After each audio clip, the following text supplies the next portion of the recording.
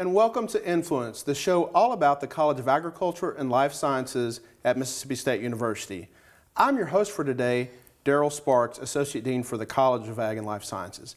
And our guest today is probably a familiar face to many of you that have been longtime viewers of the program.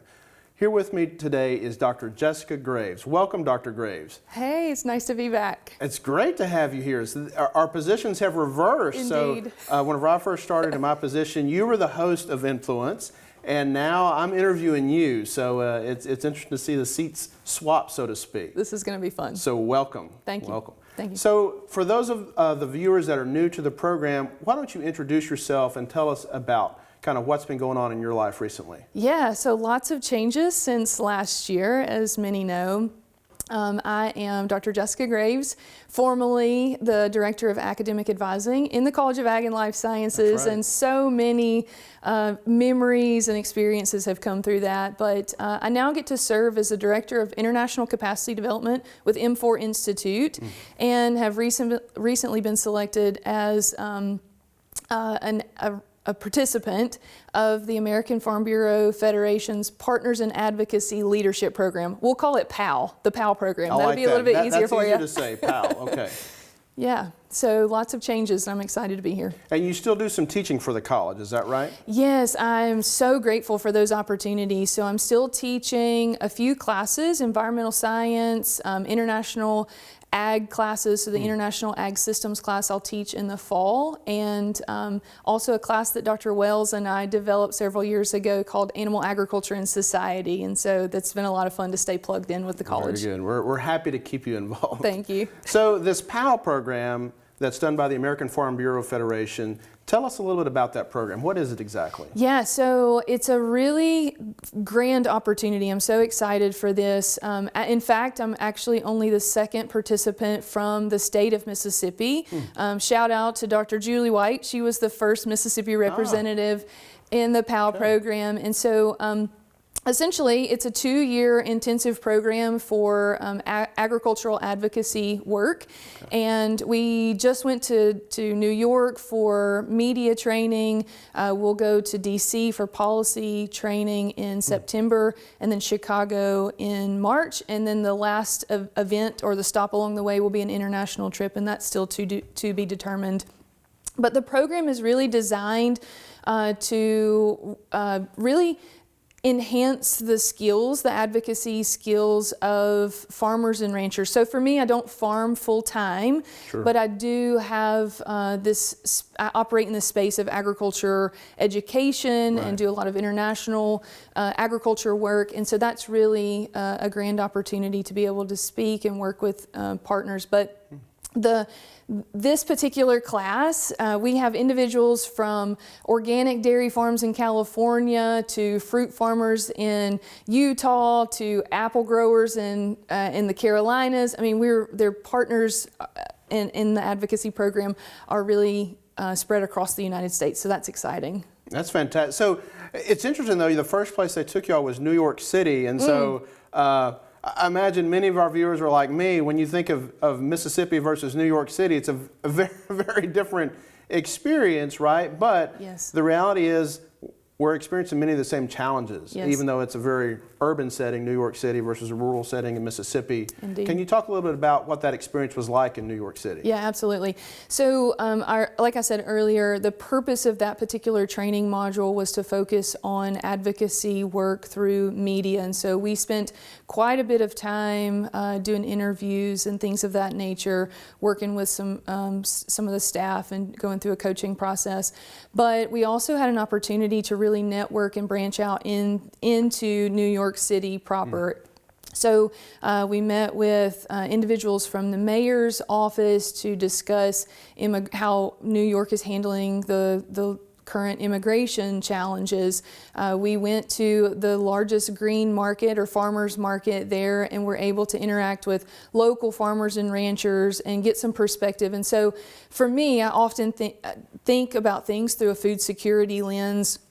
So it was really quite interesting to be able to draw some similarities, but yet differences in what food systems look like there in New York. And so one example I'll give is oftentimes in rural Mississippi, for example, we may go to the grocery store and purchase food for a week, right?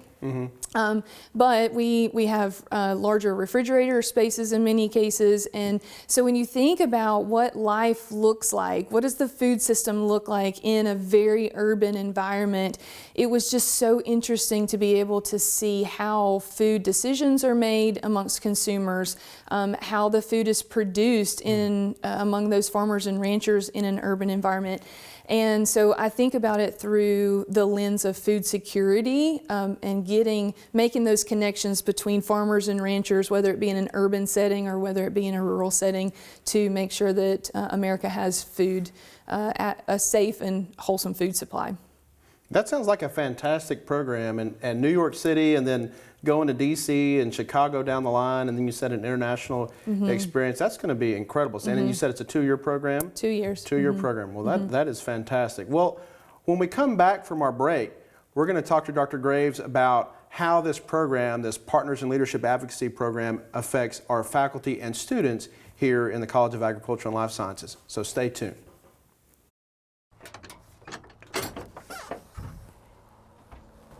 Think you know ag?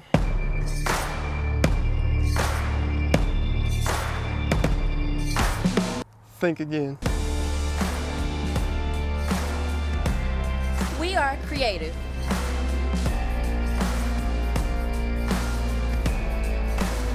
We protect the environment. We prepare for careers in medicine and conduct research. We empower people and communities.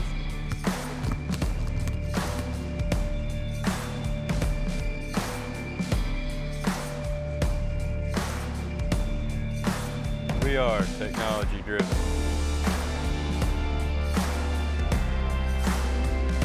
And we feed and clothe the world.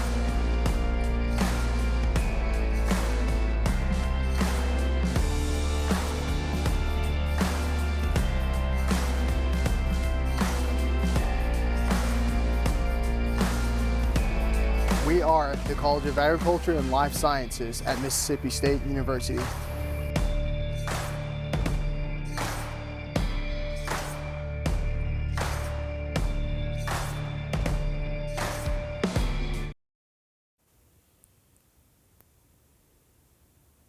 Welcome back to Influence. So we're continuing our conversation with Dr. Jessica Graves about the American Farm Bureau Partners in Advocacy Leadership Program. So Dr. Graves, how does this program impact our faculty and students here at Mississippi State University? That's a great question. In fact, I'll start with an example from just yesterday. I was on campus and ran into a colleague. And so for me, I think about these opportunities to network. We talk about networks a lot, but to be able to connect now some of these resources, human resources that I have with different farmers and ranchers from across the U.S. As PAL participants as well, has been a really cool thing. I think will continue to be able to be a point of leverage for me in the role that I still have in the connection with the college, but to help connect faculty, whether it be guest lectures or maybe tours at some point in time or something like that. But from a student perspective, I really feel like this opportunity that I have is to share that with the students. And when I submitted my PAL application, that was one of the things. I'm a little bit different compared to most of the other PALs. I don't farm or ranch on a large scale or in a full-time capacity.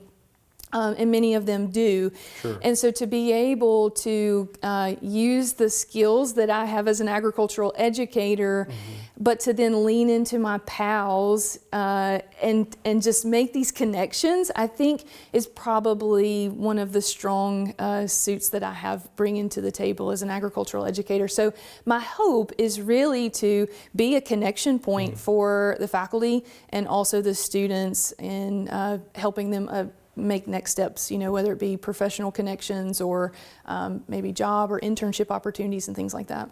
Well, you mentioned job and internship opportunities. What are some of the issues that we're facing as a country in terms of farm labor? Oh, that's a big one. So many farmers and ranchers, especially across Mississippi and some of the rural environments, large-scale operations especially, will tell you that farm labor is such a challenge. And we won't go into the nitty-gritty of it, but in many cases we rely on visiting workers to do the day-to-day, whether it be harvesting crops and, like, for example, fruits. They have to be harvested at that particular time, so you don't have a window. When I think about the dairy farming industry and the use of maybe H-2A visiting workers, there are a lot of challenges associated with that. So this particular class of PALs we're going to focus on farm labor as the challenge that we will try to develop some solutions for. And I'm looking forward to getting some of the students plugged in and leverage opportunities for them as well. Well, let's talk about getting students plugged in. So one of the things, as you know from your role within the college, we really encourage our students to seek out those internship opportunities, those capabilities of building their network. We want them to do that and take advantage of those opportunities. How can they do that with this PAL program? So I guess I would be the conduit for that, Okay. But it would be an opportunity again to get them plugged in, maybe with some of the farmers and ranchers that I now have connected with across the United States. Fantastic. But when I think about the specific programs that CALS offers, from an environmental science focus to agricultural engineering, policy, there's really a space for CALS students to get plugged in so many different capacities. And again, I just hope to leverage that and be a conduit for them.